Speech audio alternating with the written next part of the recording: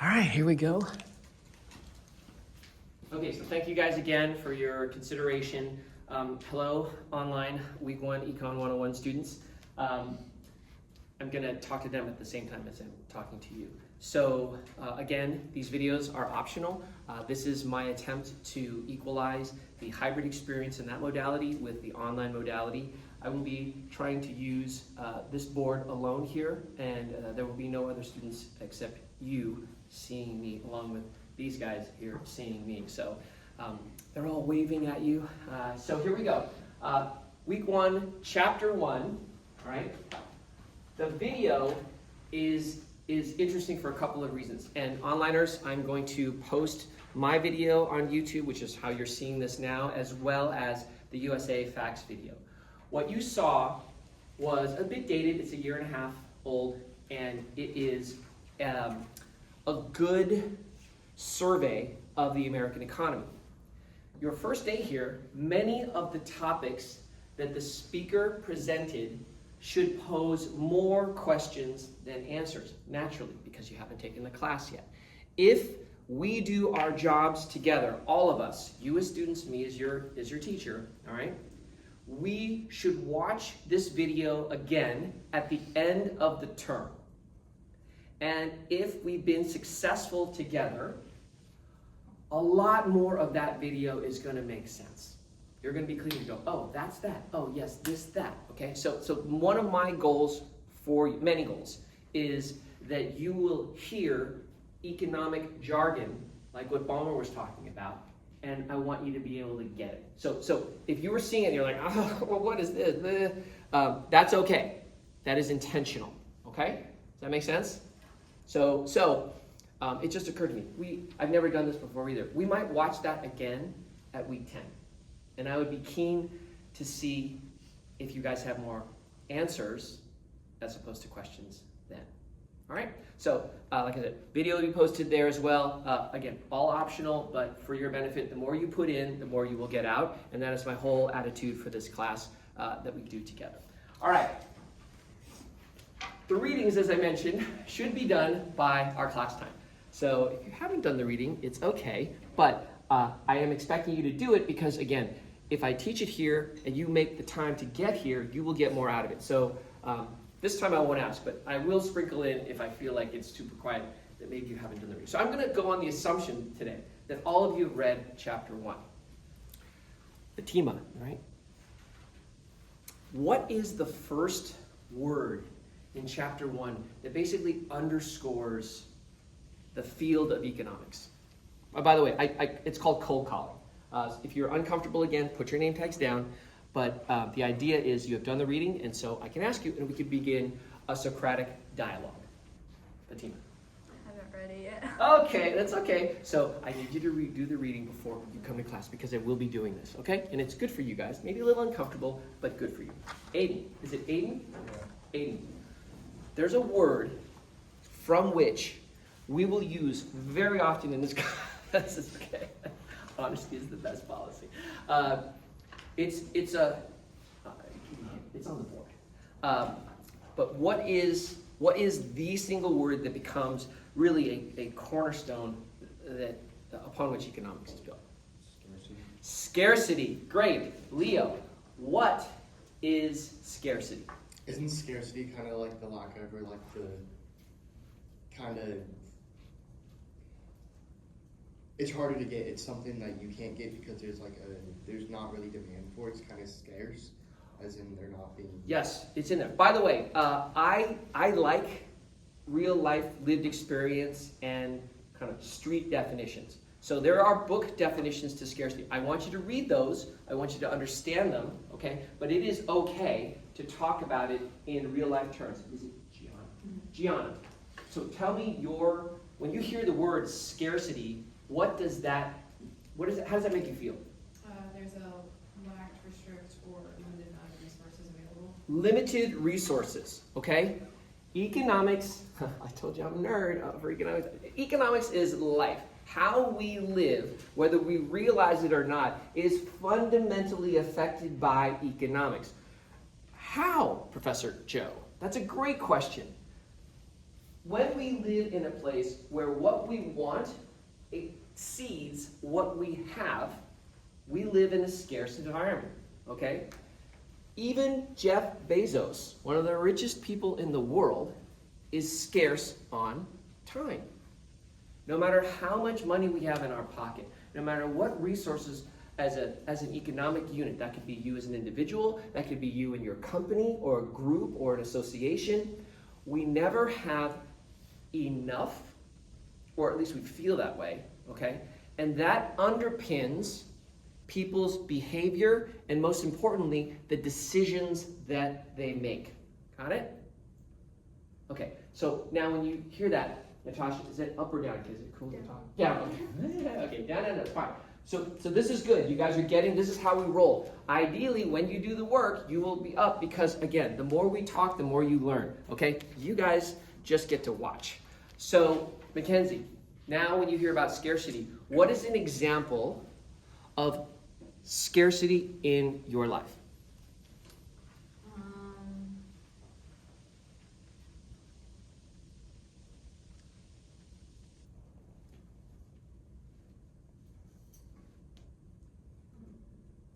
What's something that, go ahead, Jan, please. Not having enough time to do the things that I want to do. For sure. Time, you know, there's that expression, time is money. None of us have enough time. In fact, I feel bad sometimes because I'll smoke an hour online just like, and I'm like, I could have done so much more with that time. We'll talk about that in just a second. Okay, so scarcity. Basically, when, as humans, we feel limited resources and we want to do more, but we don't have enough resources to do it, like time, like money, like the right tools, okay, that frames decision making, okay? And if you think about the world in that frame, you are acting as a foundational economist. That is literally what economists do every day. That's in there. That's like how we think. And you, in graduating from Econ 101 by the end, when we rewatch the Palmer video, when we say goodbye to each other, my goal is that you will all leave here foundational economists. All right. So the book starts with scarcity, does some other cool things, definitely do the reading. The quizzes are very specific to content in the book. You should learn those. But the big picture stuff that I want to talk about here is the big picture stuff. So the book then goes on to talk about the five, I don't know if they call it the five pillars. Or I learned them as the five pillars. Okay, so the five pillars. When you guys got to class today, believe it or not, we already started learning. Edith, when you got here to class, when did you get here? 13 minutes before class. Yeah, you got here early. What game did we, well, you also helped, thank you for your help. But what game did we play? Book or buck? Book or buck? Book or buck? So Edith gets here early. She gets to play book or buck. Edith, what was book or buck? You could choose to either get $1 or a book. Online modality students, I'm sorry you missed book or buck. I can't play with that. I can't play that game online. But just as Edith describes, if you get here before the start of class, you get the choice between a real crisp dollar. I have them over there. Now we're just going to use your imaginations. $1 or a free textbook. All right? What did you choose? Just out of curiosity. I chose the book. You got a book. How many of you got to play book or buck? Good. That is data that we'll talk about next week. So, book or buck, the first thing that you learn is there is an incentive by coming early, you get to play the game, right? Sorry, the guys who came, for folks that came late, it's no big deal, you didn't know, but I created an incentive in this class to come early, right? And you didn't know, but luckily you showed up. And for everyone who did get to play book or buck, the incentive, right, that I created for you was if you come early, please still come early, but we won't play book or buck every week for the rest of class, for the rest of the term. But that is a direct incentive for you to come early. Right? Does that make sense? So the 5 pillars. The first pillar is incentives. Does that make sense? So everyone who got here got to play. You lived You lived an incentive, okay? Let's talk about other incentives. So you don't have to have done the reading for this. Is it Milana? Yep. Milana. What is an example of an incentive that makes you make certain decisions and behave in a certain way? When I have a limited amount of money and I need to spend them like normally to spread them out. Okay, so spending money is what you do with your resources. Okay, what would be an incentive? Let's go with that. What would be an incentive for you to allocate those resources in a certain way? Same like a time management, like just divide it. Yeah, time management is important. I'm looking. What you're talking about is also in the 5 pillars. Okay, but incentives, particularly direct incentives, are: I want you to do something for me. I have to give you something in order for you to do that, because you won't do it for free. Okay, so Cadence, what is an example of a direct incentive in your lived experience? Studying, like if I study enough, then you'll give me a good grade. Or, like, Yes, that is direct. Okay, wait. Yes, that's right. You study hard, you do the assignments, you put that time, which costs you, all right? And the end result is you'll do better in class. Okay, that is a direct incentive. Now, embedded in that, Cadence, is also, go ahead, Leo. Oh, sorry, I was. Okay, embedded in that is an indirect incentive. An indirect incentive is a step where the benefit is not immediate. Okay, Leo, what would be an example of Cadence studying really hard, getting an A? What's an indirect incentive of that? What's a stepped outcome of that? Well, learning more. She will learn. She will learn and become a foundational economist. The more she puts in, the more she'll get out. That is an indirect incentive. I really want to push because I want you all to learn, right? So the indirect, it's really a benefit, but you're going to make better decisions and probably do better in life, maybe, who knows. So the direct incentives, get the grade. The indirect incentive, learn economics. Does that make sense, everybody? Okay, so scarcity. We do stuff because there's not enough resources in our lives. If you understand that, you got the first foundational point, okay? 5 pillars. The first one, incentives, direct and indirect. And by the way, the book also talks about perverse incentives. Sometimes incentives go the wrong way, okay? So if you did do the reading, there's a story about rats in Vietnam. It's like, they cut the tails and they paid for the tails, and ended up people just started raising rats to like sell the tails. Like that is a perverse incentive. So incentives don't always work, and that is an example of a perverse incentive. So there are different categories, and that is in the reading. If you have not done the reading, do it this week. Because there is a quiz on Friday. Quiz due Friday. Okay, book or buck? Who else played book or buck? Brady, okay. When you played, you had the choice between the dollar and the book. Were you able to get both? No. You had to pick one, right? That is a trade-off. All right, on the count of 3, we're all going to say that at the same time. We're going to internalize it in our minds. All right, we're going to say trade-off on the count of 3. 1, 2, 3. Okay, so when you got to play book or buck, I don't know, if I'm boring you, trust me, we're going slow this first day because we're really going to try to get you hooked on economics. So if you understand trade-offs already, cool. For those of you in internet land, you come in, you get the choice, can't have both, so you are dealing with a trade-off. So one more time, book, buck. 1, 2, 3. That's a trade-off, okay? So I don't think we need to do more examples of trade-offs. I think you guys got the idea about trade-offs. Here's a big one. This one, econ nerds out there all going crazy. Economists talk about this all the time. Okay, for those of you who came in late, you did not get to play book or buck next term. When you came in, well, what time did you guys get here? You guys came in together. Like 10:04. 10:04. Okay. They got something, even though they didn't get to play. Aiden, what did they get? Piece of paper. That's right, they did. They got that too. But what I'm looking for is, in lieu of the game, they came in late. They didn't get to play the game, but what did they get? To come in, learn. Oh, yes, we all get that. But one specific thing, go kids. They got to skip moments class. Yes, they trade. Remember, we were just talking about scarcity and time? They got 4 extra minutes of themselves before they had to commit and be stuck here with us for the next 80 minutes, right?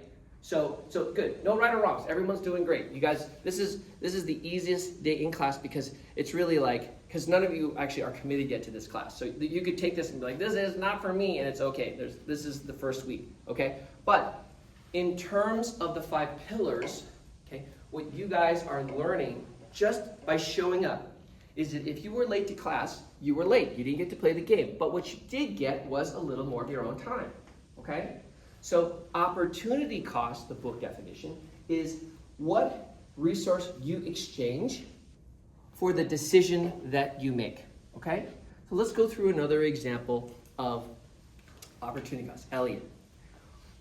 Now with that in mind, because everything, so trade-offs, by the way, and opportunity costs are very close cousins. They're like first cousins that hung out when they were kids. So in terms of opportunity costs, what is an example of that, now that you're kind of chewing on that concept, in your lived experience?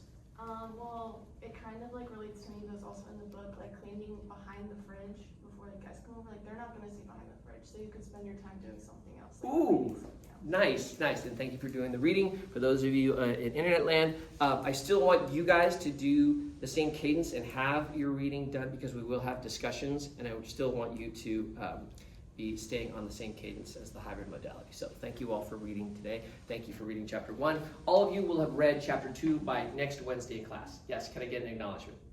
Yeah, good, I'm getting nods. Thank you for reading chapter 2 by Wednesday. Okay, so who have I not? Michael, what is an example of opportunity cost in your lived experience?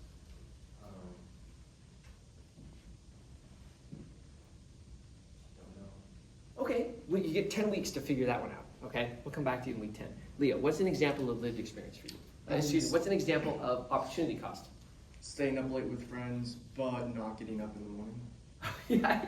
Yeah. You're trading that nighttime for morning time? Absolutely. Anyone else? We're on a roll here. Yes, go Aiden. Working instead of hanging out with friends. Oh yeah, right? Because there's benefits in hanging out with your friends. There's costs in not making extra money. So that is, again, cousins, trade-offs and opportunity costs, very related. The nuance is trade-offs is very specific. You can see it right away. The opportunity cost is the relative values. Does that make sense? So when you think about the difference between trade-offs and opportunity cost, trade-offs is that one or the other, okay? Opportunity cost is how you weigh them, what you are sacrificing for the choice of the other. It's Taryn. See, give me 10 weeks, you guys.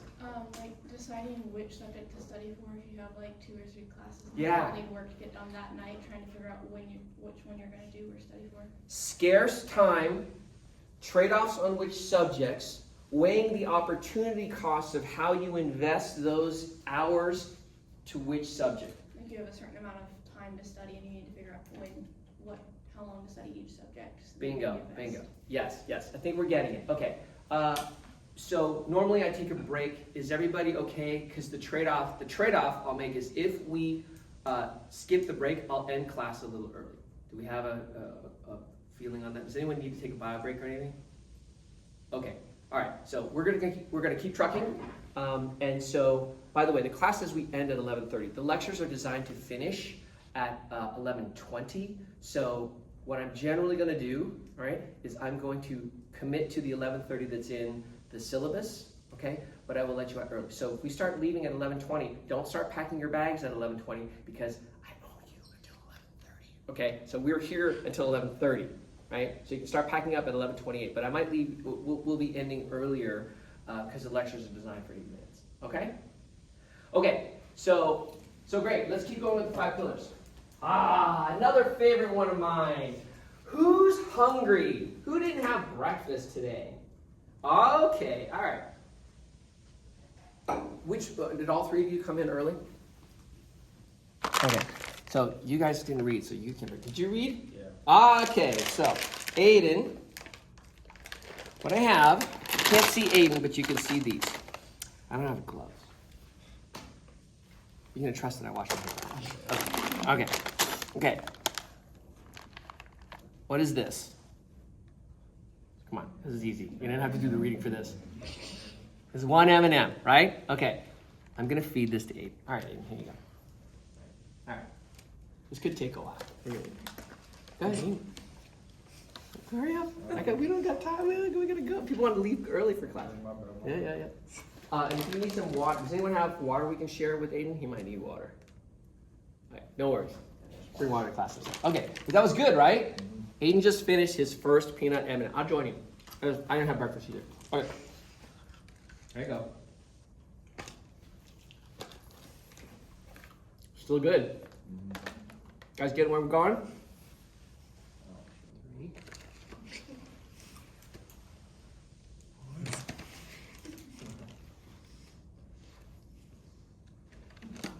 All right, we're at 5 now. Okay, let's everyone count. So we're at 5. This is nice, loud and proud. 6. He's doing great. Louder, all at the same time. 8. 9. Sugar high. All right. The fourth pillar is marginal thinking. Okay? On the margin is an expression in business. Those my business 101 returning customers. On the margin. Remember, on the margin. Okay? How we feel about something. Aiden, describe your experience. The first M&M that hit the tongue. Oh, you're still chewing. Okay, let me talk for Aiden for a second. Take your time. So marginal benefits. The book definition of a marginal benefit is the incremental benefit for the investment of an extra unit of resource. Okay? So as a consumer, Aiden gets value from eating that peanut M&M. Okay?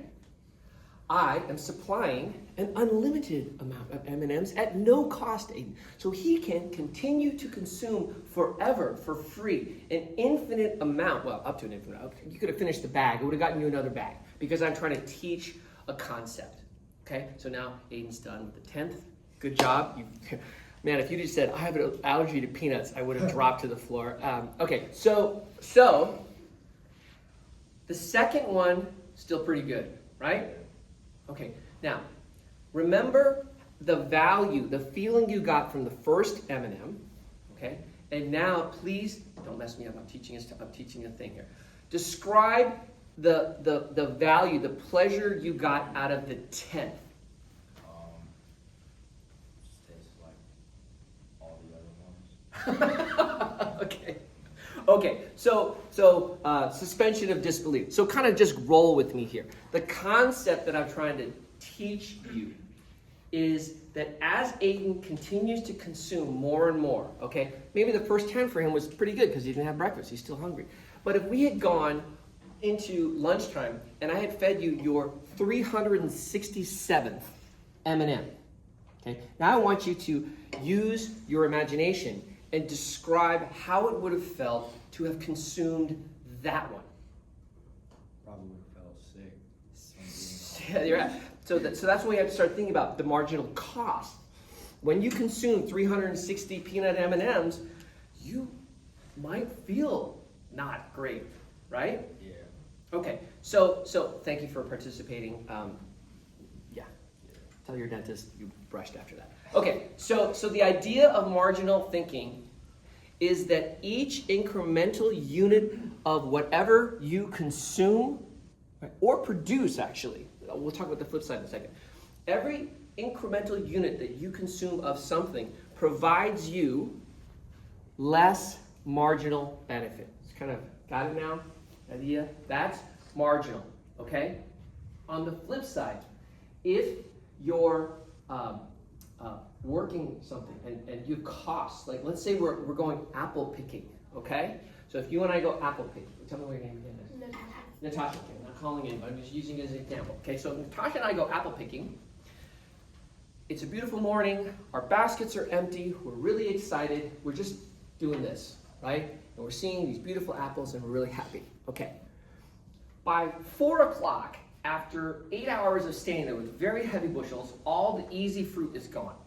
Okay? We now have to get ladders, we have to walk up, we have to team up, we're tired, and think about that 7th or 8th bushel where you have to climb up because all the easy ones are gone. They're still apples. Okay? Think about the marginal cost for you to produce or procure that apple. Right? First one's easy, right? You might even take a bite because it looks so good and we haven't had breakfast. But by the end of the day, when you have to expend more resources getting the ladder, teaming up with me, because we can't just pick on our own anymore. It's 2 for 1, it's two labor units, right, to do one action. The marginal cost of that last apple of the day is higher than the first one in the morning. Okay? Make sense? Like, it's easy, all right? Because it's intuitive. And what we're doing is we're placing academic frameworks over what happens in real life.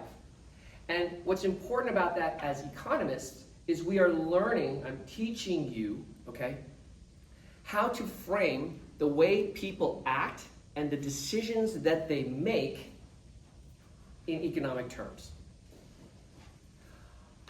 You guys are getting, by the way, if this class doesn't turn out to be you, even if you just showed up here today for this lecture alone, these pillars can stay with you for forever.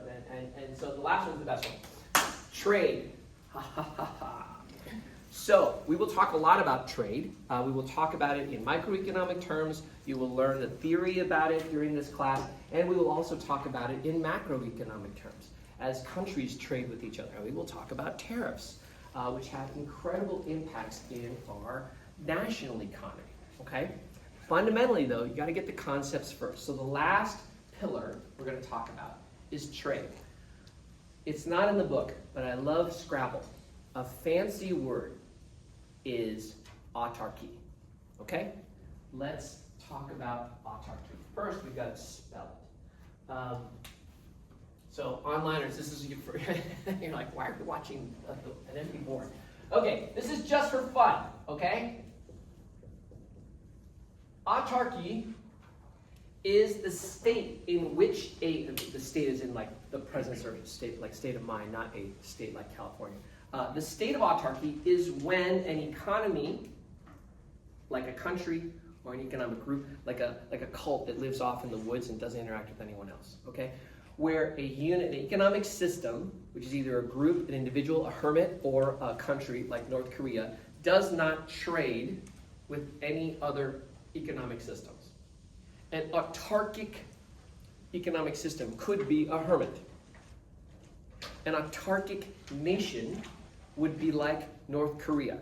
They do not have, they sort of have one in China, but ostensibly they're not. They do not trade. They are autarkic.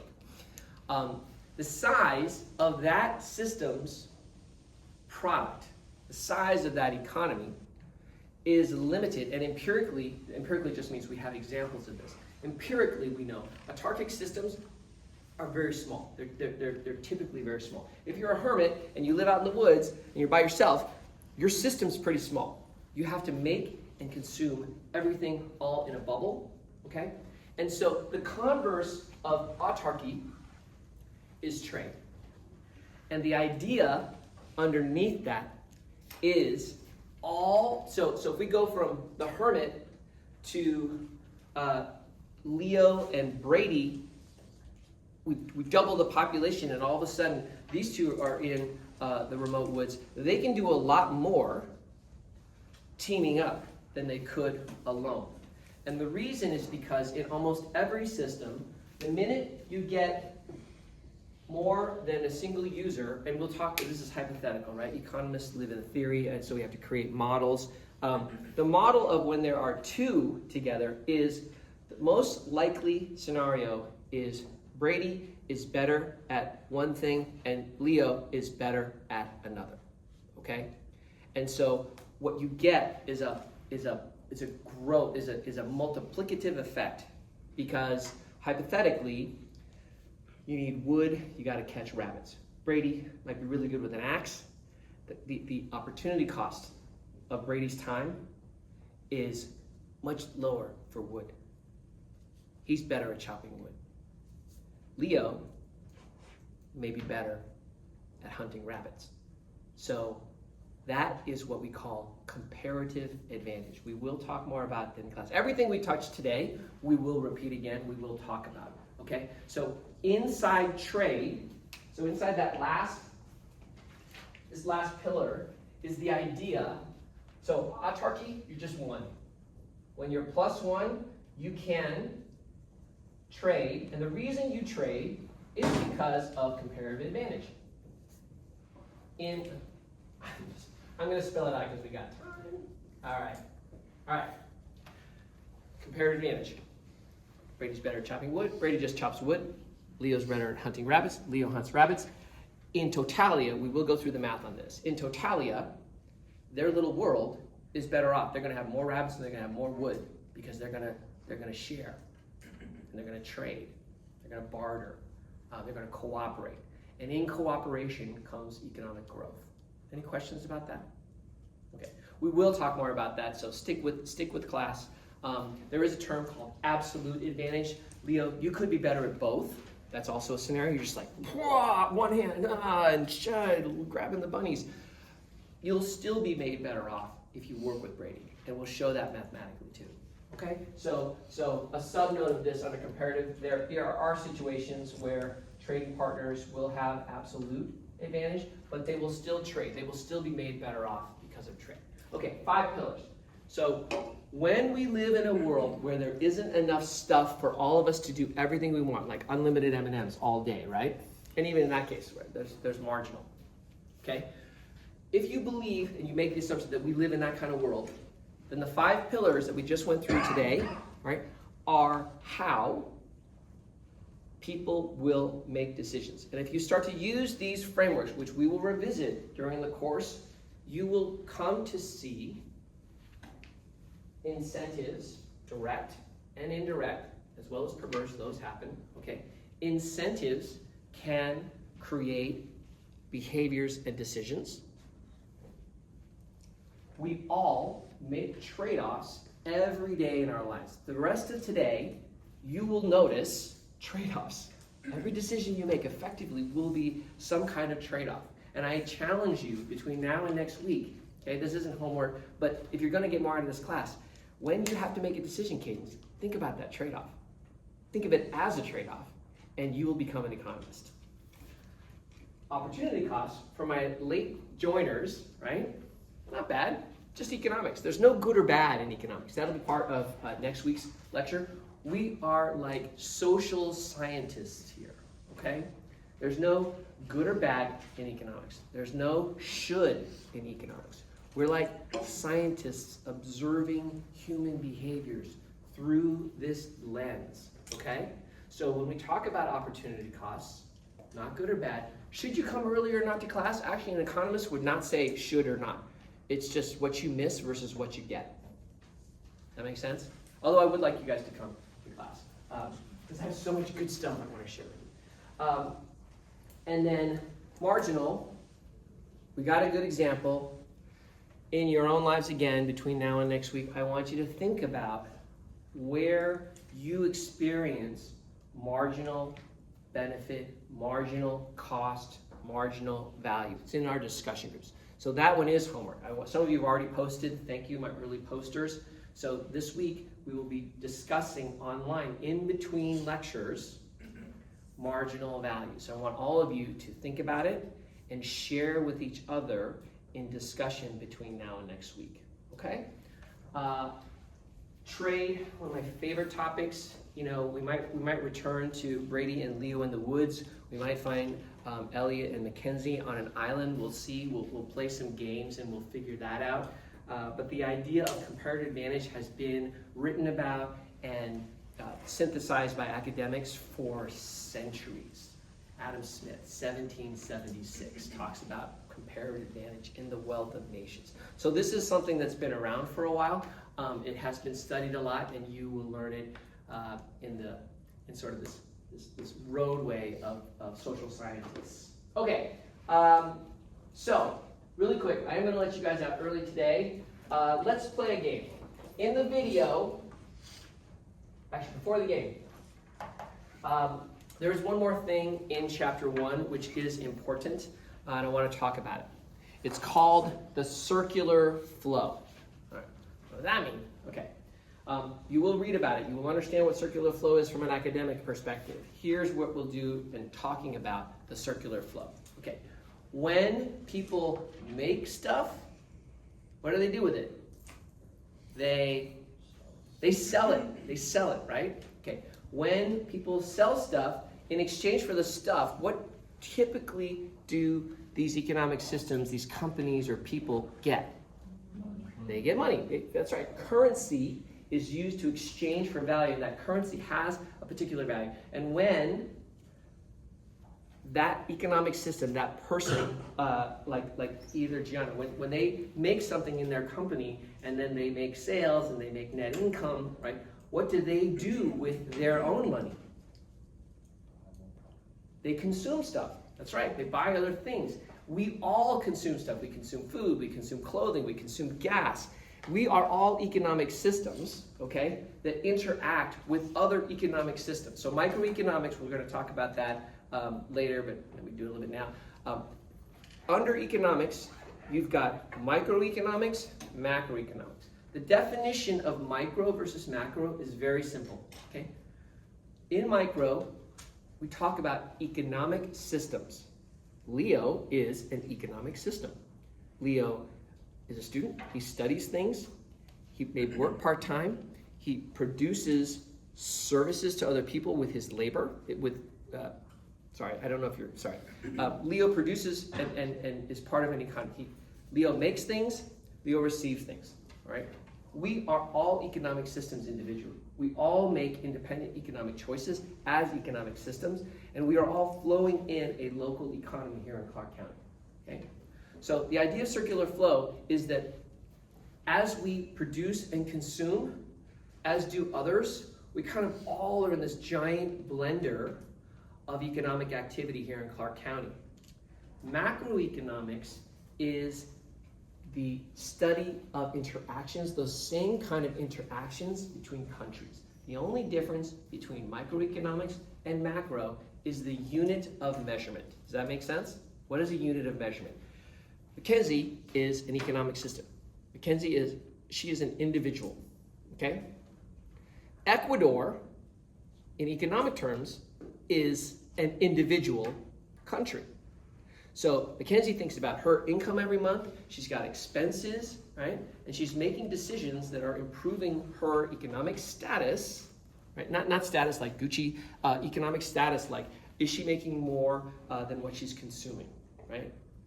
Ecuador is doing the same things. And so the way we study Mackenzie's decisions in micro, very similarly, we will be studying America's decisions in a global economic system. Okay, so when you guys hear circular flow is just that. We buy, we consume, we're all these little economic machines, okay? And then micro, macro, you get it? Micro is us or a group or a company or an association. Macro is countries. Okay, the game. So now I want you guys to use your phones. Some of you are really good, so go ahead and get your phones out and you don't start packing up. 5 more minutes so you can start packing up. So in the video that we started with, Balmer gave us numbers. I can hear it. No, don't pack up yet. I have you until 11:30. Come on, give me a break. It's not even 11:10. Stop. Stay with me. It'll be worth it. Just. Okay, you can use your phone though. You can play along. All right. This is a little snippet of what we'll do in advance later. We will study. Okay. Zippers. Stop. Okay. 24. In macroeconomic terms, what Balmer was sharing were macroeconomic statistics. They were scorecards of the American economy. The main scorecards, they're called leading economic indicators. Whenever you hear that phrase, a leading economic indicator, is simply a metric upon which we evaluate the health of our national economy.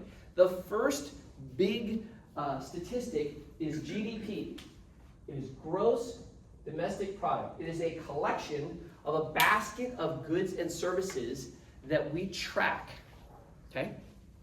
We pay economists, by the way. So if you're like, what do economists do? Economists track and study economies. Okay? So we pay the government. We pay through the government economists to help calculate what our GDP is. All right?